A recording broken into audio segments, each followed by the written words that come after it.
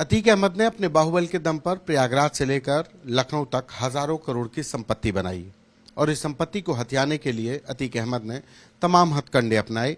लोगों को उनकी प्रॉपर्टी से बेदखल करने के लिए बाहुबल का इस्तेमाल किया। एक ऐसे ही शख्स नाम राजीव टंडन जो प्रयागराज के रहने वाले हैं, उनको भी अतीक अहमद ने उनकी बेशकीमती संपत्ति पर कब्जा करने के लिए धमकाया था, जिस पर एफआईआर भी हुई।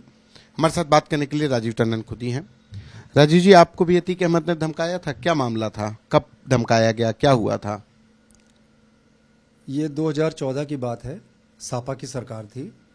तो क्योंकि मैं संपत्ति में एक छोटा सा विद्यालय चलाता हूँ, तो मेरे पिताजी के संपर्क में अतीक अहमद कैसे आए ये तो मुझे नहीं पता, परंतु मेरे को भी इस संपत्ति को 30 दिन में खाली करने का उन्होंने सूचना मेरे किसी मित्र के द्वारा भिजवाई थी। किसने भिजवाई? अतीक अहमद जी ने, कि भाई ने कहा है कि आप ये संपत्ति 30 दिन में खाली कर दें। अब क्योंकि मेरे 2 बच्चे थे, पत्नी थी, मैं कहाँ लेके उनको जाता, तो मैं डर और भय में था, लेकिन मैंने इस संपत्ति को खाली नहीं किया। मेरा विरोध देखते हुए जब संपत्ति खाली नहीं हुई तो अतीक अहमद स्वयं अजय हेला और अपने लाव लश्कर 6 आदमियों के बंदूकों के साथ 2 गाड़ियां लेके खुद मेरा मकान कब्जा करने आए थे। अच्छा, अतीक अहमद खुद आए थे? जी, खुद आए थे। अच्छा, क्या बोले, क्या हुआ था उस दिन? फिर कब, कौन सी तारीख की बात है? ये 30 अक्टूबर की बात है 2014 की। क्या हुआ था? अंदर आए, आके मेरी पत्नी से कहते हैं दरवाज़ा खोलिए, मुझे आपके पिताजी से बात करनी है।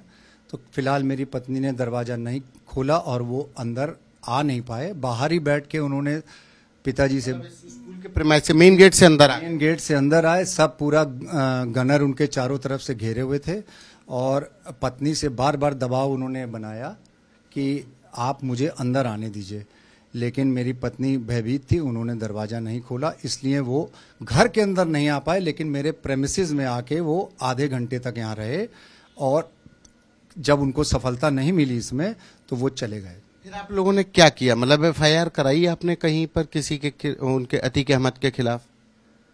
बेसिकली क्योंकि उस समय उनका वर्चस्व था तो तुरंत तो हमने एफआईआर नहीं कराई, लेकिन अपने बचाव के लिए हमने विश्व हिंदू परिषद को से जुड़े और उसका कार्यालय श्री पवन श्रीवास्तव जी जो कि उसकी सब देखरेख करते हैं, उन्होंने खुलवाया। उसके बाद यहाँ पे कई एफआईआर हो पाई उसकी कि नहीं हो पाई? सर हुई उसकी कब हुई, किसके खिलाफ हुई? 1 साल की 1.5 साल बाद एफआईआर हुई। 2017 में एफआईआर हुई, क्योंकि जी बहुत हमने बड़ा अपने अंदर से भय को निकाल के एफआईआर करी। लेकिन जब मैं थाने में गया तो क्योंकि उसमें अतीक अहमद का नाम लिखा हुआ था तो थानेदार ने एफआईआर करने को मना कर दी। ये कब की बात है जब आप गए थे तो अतीक अहमद का नाम लिखने से मना कर दिया? ये जब एफआईआर करने गए थे हम, उस समय भी जब हम उनके पास गए थे, जब वो आए थे तो उन्होंने हमारी कोई बात नहीं सुनी और एफआईआर करने से इनकार कर दिया। क्यों? कि ऐसा कुछ नहीं है, आप लोग सब जबरदस्ती की उनके ऊपर एफआईआर कराते हैं, ऐसा कुछ नहीं है। हमें किसके ऊपर? अतीक अहमद के ऊपर। अच्छा, ये 2014 की बात? जी। फिर एफआईआर आपने कब कराई? 2017 में कराई। अच्छा जी। किस किस के खिलाफ कराई और फिर क्या हुआ? अपने पिताजी श्री महेश्वर दयाल टंडन, उसके अपने पिता पर भी कराई? जी जी, क्योंकि वो भी उनके साथ आए थे। अच्छा। अजय हेला, पप्पू शुक्ला और आशीष टंडन, इनके खिलाफ मैंने एफआईआर कराई थी। क्या हुआ इस एफआईआर का? तफ्तीश के लिए मैंने जो सब इंस्पेक्टर थे मिस्टर राकेश राय, उनसे कई बार संपर्क किया, लेकिन उन्होंने मेरी एक नहीं सुनी और कोई हमको बताया नहीं कि उसमें क्या कार्रवाई हो रही है।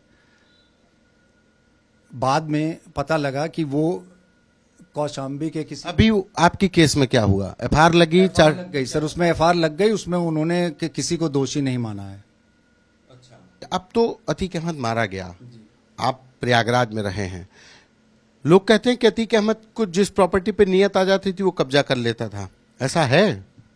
सर है तो ऐसा ही, लेकिन अब ये आदमी कितना लड़ सकता है उनके खिलाफ, ये % टू % डिपेंड करता है। नहीं तो लड़ाई भी उस समय पर बड़ी मुश्किल होती होगी, इनके साथ तमाम लोग रहते हैं, कितनी मुश्किल होती थी? आपको कितनी मुश्किल हुई अतीक अहमद के खिलाफ लड़ने में? सर कोई साथ नहीं दे रहा था, सब कह रहे थे अरे तुम इतने बड़े माफिया से नहीं अकेले लड़ पाओगे, परंतु मैं शुक्रगुजार हूँ विश्व हिंदू परिषद और उनकी कार्यकर्ताओं का।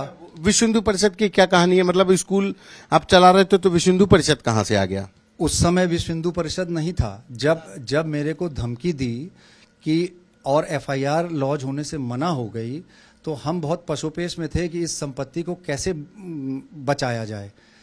तब हमारे दिमाग में विश्व हिंदू परिषद के बारे में सोच आई और मैंने कार्यालय खोला और पवन श्रीवास्तव जी के करकमलों द्वारा यहाँ पे कार्यालय स्थापित हुआ। कि क्या अतीक अहमद के मारे जाने से, वो जो घटना हुई वो अलग बात है, लेकिन क्या अतीक अहमद के मारे जाने से लगता है कि यहाँ पर तमाम लोगों को राहत मिली है? बिल्कुल मिली है राहत। देखिए, ऊपर से तो कोई नहीं कहता, लेकिन अंदर अंदर तो राहत है ही। अभी भी लोग डरते हैं, लेकिन राहत तो बहुत है। और अनईजी काम आप जो देख रहे हैं शहर में, वो इसी बात का है कि लोग कुछ कहना नहीं चाहते, लेकिन अंदर से बहुत सुकून में है।